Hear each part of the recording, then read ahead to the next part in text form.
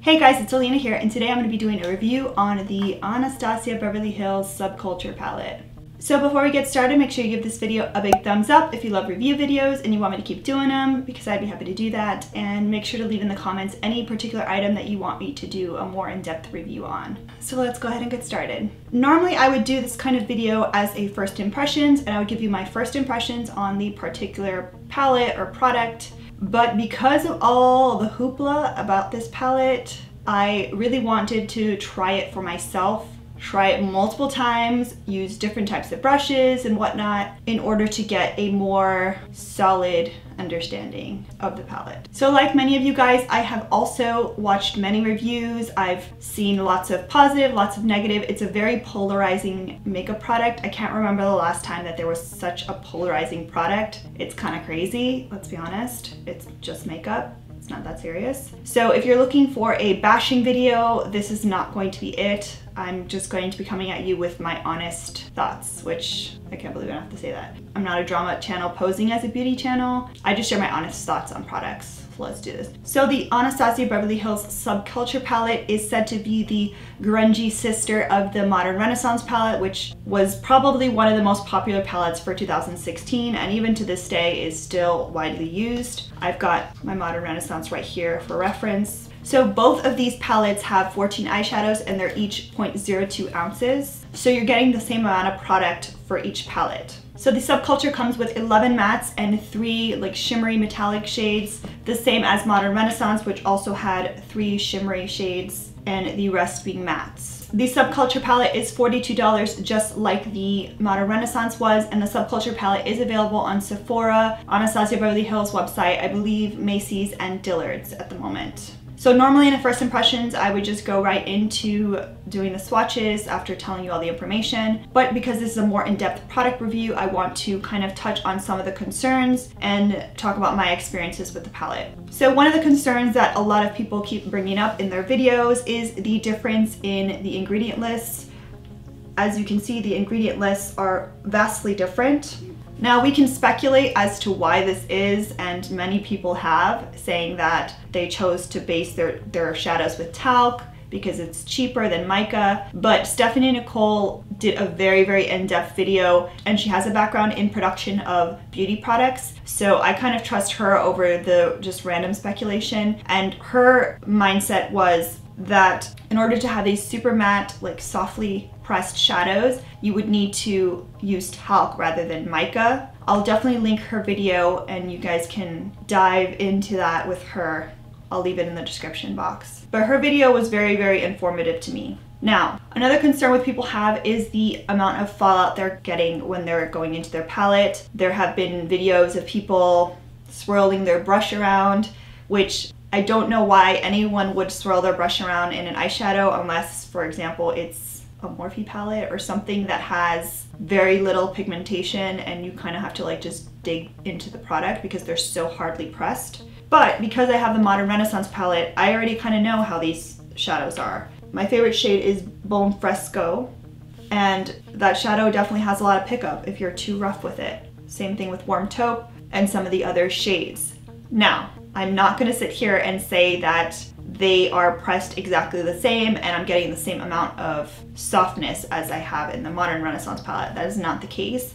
I will say that the Subculture palette is definitely more softly packed than the Modern Renaissance palette, but not to the point that it's impossible to work with by any means. The reason why I wanted to wait and not just do a first impressions is because I normally just swatch the palette, and I've seen lots and lots of beautiful swatches of this palette. And I will be doing swatches too at the end of this video, but just because something swatches well doesn't mean that it's going to necessarily perform well on the eye. So I wanted to play with this palette and do several looks before I, came to you guys. So the palette comes with a double-ended brush as usual. I don't usually use these brushes. I don't know why they include them. I would much rather them just save on the money and just not include a brush. Most people aren't going to use this brush, and I wouldn't recommend using this brush because of how harsh the bristles are. It's got a tapered blending brush on one side and then a kind of fluffy but not too fluffy, like a dense, like just regular pack-on brush. So the more dense side doesn't really feel as cheap as the blending side does. I would not stick this into the shadows. don't do it. It will destroy them.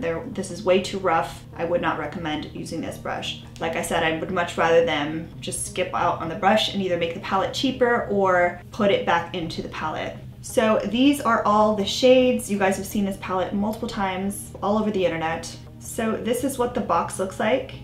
Really, really pretty. And definitely matches the Modern Renaissance packaging. This is what the palette looks like. It's made of the same material that the Modern Renaissance palette is made of. It matches the box just like the Modern Renaissance matched its box. The only difference that you're gonna see is obviously the color of it is different, and also the logo has changed. So a lot of people were freaking out because they were seeing Anastasia products coming from Sephora that had a different logo. That's because they've changed their logo, so that's nothing to be too concerned about. So the brush included in the Modern Renaissance palette is basically identical to the Subculture palette. Nothing has changed in that sense. The mirrors are the same size. The palette is the same size. It really is the grungy sister of Modern Renaissance. So these are all the shades in the palette. You guys have seen this palette multiple times, I'm sure, all over the internet. So when I first saw this palette, I was not that excited about it. The colors to me didn't make sense. And even to this day, I don't entirely see the vision on this palette. There are some colors in here that I'm just really unsure about why they were included. But as I saw the swatches, I just got more and more excited about it. The shade Untamed and Axis are two shades that I don't think I have anywhere in my collection, and they're just so unique. I also don't own any of these like mustardy type shades just because I find that they make my skin look jaundiced. But I figured if ever to get a mustard shade, it's probably the best thing to get from Anastasia Beverly Hills because they do so well with eyeshadow. So I've done multiple looks with this palette, and as you can see, it is not dug up. I haven't hit pan on any shade. I haven't had really any of the issues that people are talking about. So I posted a picture on Twitter and some people were saying that, oh, they must have reformulated because yours look fine. I got my palette the first day it was released on the Anastasia Beverly Hills website. If there is a reformulation happening or a change in how they press it happening, that is not going to apply to this particular palette. I've used every shade except for Destiny, Adorn, All-Star, and Mercury, mainly because I wanted to try as many shades as I could before I got into this review. Today I'm wearing Cube, Dawn, Fudge, Edge, and Rowdy. What I will say about these eyeshadows is that you should treat them like you would treat any Anastasia Beverly Hills eyeshadow. You don't want to just poke your brush. There's no swirling that needs to happen. Literally, it's just a matter of tapping. Even with this rough brush, like as you can see, you're not seeing the same amount of insanity that some people have been displaying in their videos. As mentioned by Raw Beauty Christie in her video, the fudge shade in this palette is not the same fudge shade that we've seen in other Anastasia palettes. It's not the same fudge shade that's a single. It is different. I wish they wouldn't have named it the same name because it gives people that hope that it is the same shade, but it is a different tone, and the way that the shadow is pressed is different. It's a much softer packed shadow. So the reason why this shadow is so softly packed is because it's super pigmented. In order to make a more harder packed shadow, you have to add a lot more fillers into it, which basically takes away from the pigmentation. So let's say you have a colored pigment. It's just straight up pigment. In order for that to be pressed properly, fillers need to be added. As the more fillers are added, the harder pressed it will be able to be, but then it's going to be less pigmented. So in order to get the most pigment out of these shadows, they were softly packed. That's already been explained by Narina on behalf of Anastasia Beverly Hills. So knowing all of this and seeing all the drama that went down, I knew exactly how to approach these eyeshadows. I will show you the brushes that I have used with these eyeshadows. I've used my Sigma E40 brush. I believe this is from Crown Brushes, C469 Precision Concealer Brush. I've used a variety of Luxie brushes. I love these brushes. So I've used the 121, I've used the 231, I've used my Sigma E30 pencil brush, I've used my Royal Langnickel smudger brush, and I've used my Makeup Forever 216 wavy brush. I believe these are all the brushes that I have used on this palette. So as you can see, a variety of brushes from a variety of brands, a variety of price points. So it's not that this palette is only going to work with the Anastasia brushes. As you can see, I don't have any Anastasia brushes. So in order to not get the crazy amount of fallout, you just literally want to just tap the color, tap it. And then you're going to place it exactly where you want it to be the darkest and then blend. Unlike a harder packed shadow where there isn't that much pigmentation and you can really just build it up, this is going to be too much if you do it that way. So you want to kind of place it where you want it to be the darkest and then blend it through the crease. So what I would say about this palette is I wouldn't recommend it if you're new to makeup or new to wearing eyeshadow, because it is going to be difficult to work with. I would recommend something that is less pigmented because it's a lot easier to build it up. With this palette, once you've gone way too far with the product, you can blend and blend and blend, and it's still going to leave that really dense color in the middle of your blending. So I would recommend this palette for people that just really like these colors, haven't seen these colors in their collection, people that are experienced with makeup, makeup artists, or people that are just too stubborn and just want it anyways. It's definitely worth the $42 because it is the same amount of product as the Modern Renaissance palette. Some people will say that the quality is not as good, but I think the quality is amazing because you don't need to use as much as you would in another palette. And also because I haven't seen these shades anywhere else. I will say the shade Electric was a little bit disappointing. It's not quite as pigmented as it is in the pan. I've used it with a flat concealer brush and tried to pack it on. I've also used it with a glitter primer under, which is supposed to really make it pop, but it doesn't really give that same oomph as it does in the pan. So that's a little bit of a disappointment. A lot of people are saying that these metallic shades are best when used with your finger, which is all fine and dandy if you're doing just like a halo look or something like that. But if you're doing like a cut crease, it's very difficult to get that clean, smooth line when you're using your finger. So that's kind of like a downside that I would say. Another complaint that people have had is that the colors that are in the pan don't necessarily show up that way on your eye. And there are a lot of reasons for this. Stephanie Nicole goes into it in serious depth, but I'll just kind of give like a little kind of summary. The way that something looks in the pan is its true color. When you're applying it onto your eye, you have your unique skin tone, which this color is being added to. This color is going to show up very different if you swipe it on like a white sheet of paper versus your skin tone, because your skin tone is kind of peeking through and mixing with that color, if that makes sense. The other issue that people are finding with the colors not showing up correctly on the eye is based on So another issue people are having about the colors kind of looking muddy on the eye has a lot to do with the fact that they're combining the wrong colors and blending the wrong colors together, as Stephanie Nicole goes in depth in her video. So if we remember art school and our complementary colors and apply it to this, when you mix complementary colors, you get gray. So for example, if you went in with All Star and Tamed and you blended them together, of course you're gonna get this like gunky, muddy color, because that's what happens. You want to be careful with those kinds of shades when you wear them together. You want to make sure that they're not being blended together.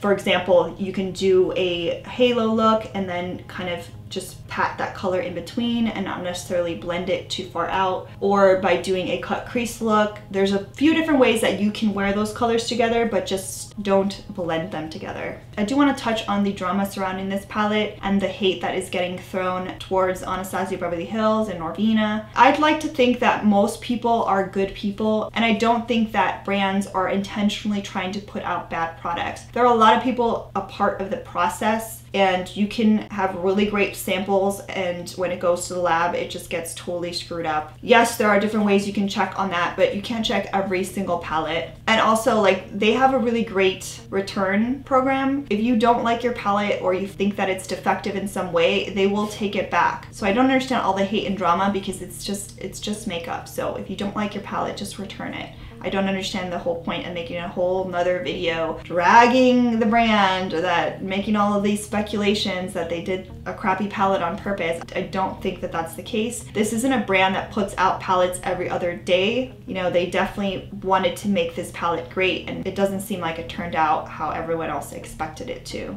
They tried something different with the pressing of the palettes, and it worked for some people, but it didn't work for a lot of people. So like they announced, they're probably going to change it. I also want to talk about how I apply them. So I always am using the Too Faced Shadow Insurance, and then I set it with a like skin toned either eyeshadow or a translucent powder or something before I go in with the eyeshadows. I know a lot of people say that they have better luck when they don't use a primer. I'm just so addicted to using eyeshadow primer that I just can't not do it. So definitely try out using this palette in multiple ways if you're having issues with it. Like I said, there is no such thing as a good batch or a bad batch, because it's the same ingredients going in all the batches, and people with the same batch number have had positive and negative experiences. So I really truly think it goes down to the brushes you're using, the technique, and how you prep your eye area. Definitely play around with the different things if you want to make this palette work. If you don't, if you're upset about it, then just return the palette. It's not that serious. So let's get into the swatching. So I will be doing the swatches how I always do, which is live swatching on my arm with no primer, and I will be using the same little foam sponges that I always use for swatching. I do this mainly for consistency and also so it's just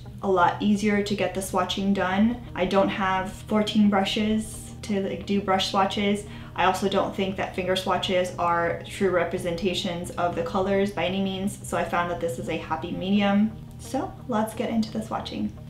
So the first shade is Cube, and it's a duochrome pink pearl.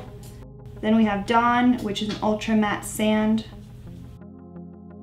Destiny, which is an ultra matte sage green. Adorn, which is a metallic bronze. All-Star, which is an ultra matte vintage wine. Mercury, which is an ultra matte slate gray. Axis, which is an ultra matte blue-green. Then in the second row we have Roxy, which is an ultra matte muted coral. Electric, which is a duochrome lime gold. Fudge, which is a ultra matte warm bronze. New Wave, which is an ultra matte citron orange. Untamed, which is an ultra matte tarnished green. Edge, which is an ultra matte gold mustard. And Rowdy, which is an ultra matte blackened purple. So these are all the shades together. As you can see, some of them swatched better than others. Like I said, swatches are fun to look at, they're fun to see, but they're not necessarily going to give a true representation of how something performs on the eye. We've learned this with multiple palettes at this point, so definitely don't judge a palette based on swatches. So my final thoughts on this palette is that it is $42. And if you've got the income to spend it and you want to try it out, it's definitely worth trying out. Sephora has a great returns program, so does Anastasia Beverly Hills. So if you're not 100% sure, you can always try it, and if you can't get it to work, you can just return it. Like I said, it's not that serious. You don't need to cry about it. It's just to make a palette. You can just return it. It's not that big of a deal. Me personally, I'm going to keep this palette. I've been really enjoying the looks that I've been creating, including this one. It's really testing my creativity as far as combining colors that I don't necessarily usually gravitate towards. So if you haven't picked it up yet and you want to try to win one, I will be doing a giveaway on this palette. I did pick up an extra to do this giveaway, so I will leave a link in the description box. Just follow the link in order to win. Obviously, you need to be subscribed, you need to give this video a thumbs up, but all the other ways of entering will be in that link in the Gleam widget. So I want to know your thoughts on this palette. I know it's super polarizing. I know a lot of people love it, a lot of people hate it. So definitely leave your thoughts in the comments because I want to see what experience you guys are having with this palette. So I hope you guys enjoyed this review. Make sure you give this video a big thumbs up if you did. Subscribe if you haven't already, and I'll see you in my next video. Bye. I'm trying a new setup yet again, so I apologize if the lighting or the sound or everything is off. We're gonna have to work through it. So I know I already filmed my Subculture first impressions, so since I haven't gotten that video up yet, and it's been a very long time since I got the palette, it's been months, I have been using the palette a bunch, so I thought I would just jump back on and wrap this whole Subculture thing up by adding kind of a long-term review. I think I'm going to keep doing this kind of thing. If I film a first impressions and I don't get the video up very quickly, then I'll add a little insert at the end that will give kind of a more in-depth look at the palette and kind of give a better idea of whether or not I think this palette is a good one to get. I know in the video I personally like the palette, but I did talk about how it's going to be a challenging palette to use and all of that. What I will say is that the Subculture palette is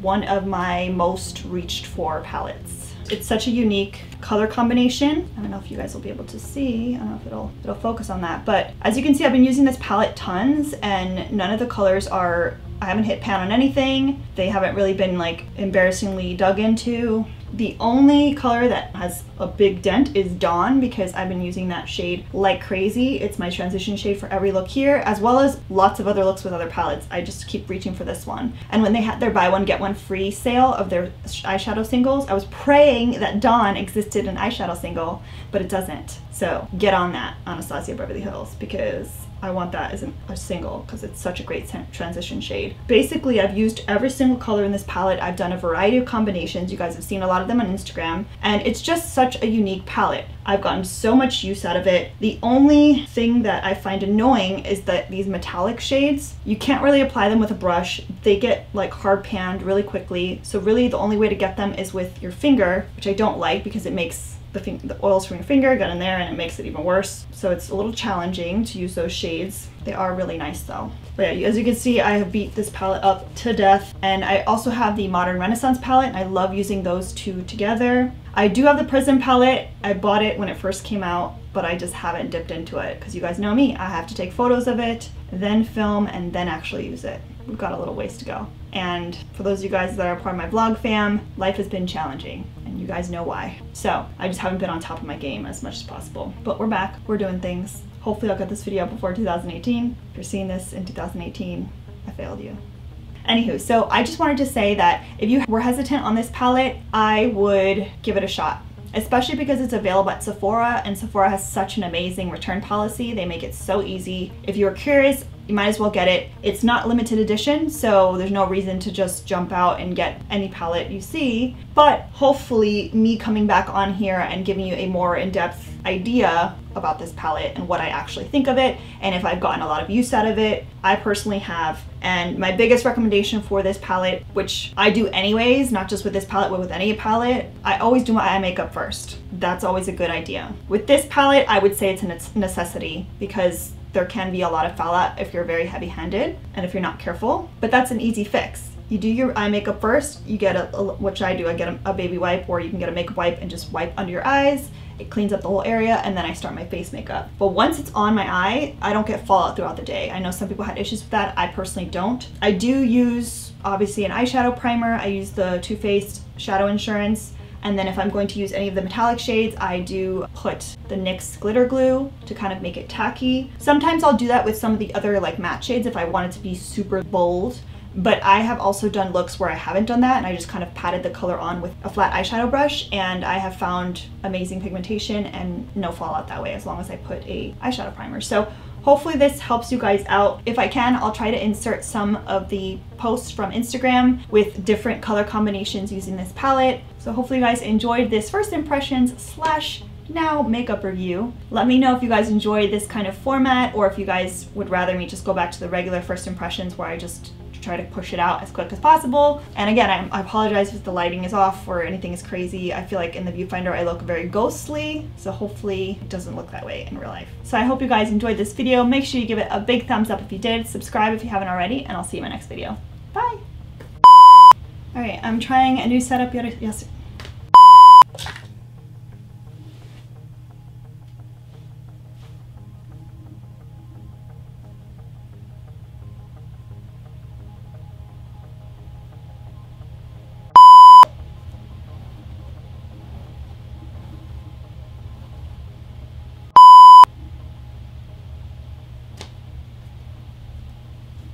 Just totally messed up my hair. It's annoying.